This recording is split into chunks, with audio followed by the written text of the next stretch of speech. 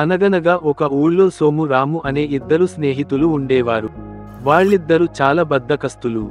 అదే ఊరిలో ఒక జమీందారు దగ్గర పనిచేస్తూ ఉండేవాళ్ళు. జమీందారు బాగా క్రమశిక్షణ కలిగిన వ్యక్తి. తెల్లవారుజామున కోడి కూయగానే నిద్ర లేచేవాడు. తనతో పాటే సోము రామును కూడా నిద్రలేపి దగ్గరుండి పొలంలో పనులు చేయించేవాడు. బద్ధకస్తులైన సోము రాములకు మాత్రం అంత పొద్దునే నిద్రలేవడం అస్సలు నచ్చేది కాదు.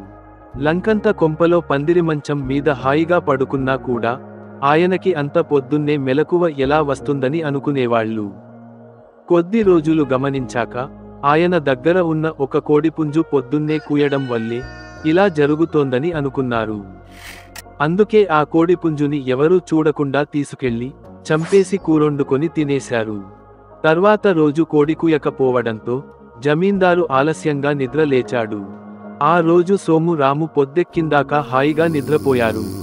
కానీ తానిలా నిద్రలేవడం వల్ల పొలం పనులన్నీ ఆలస్యమవుతున్నాయని కంగారు పడ్డాడు జమీందారు. మరుసటి రోజు నుంచి ఎలాగైనా వేకువనే లేవాలని నిర్ణయించుకున్నాడు.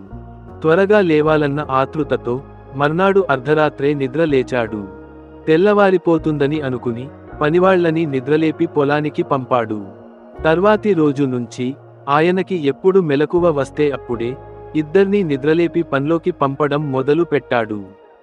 యజమానిని ఏమీ అనలేని సోము రాము, కోడి ఉంటే కనీసం రోజూ ఒకే సమయానికి నిద్రలేచేవాళ్లమని, ఇప్పుడు మొదటికే మోసం వచ్చిందని అనుకుంటూ తమ బద్ధకానికి తగిన శాస్తి జరిగిందని బాధపడ్డారు.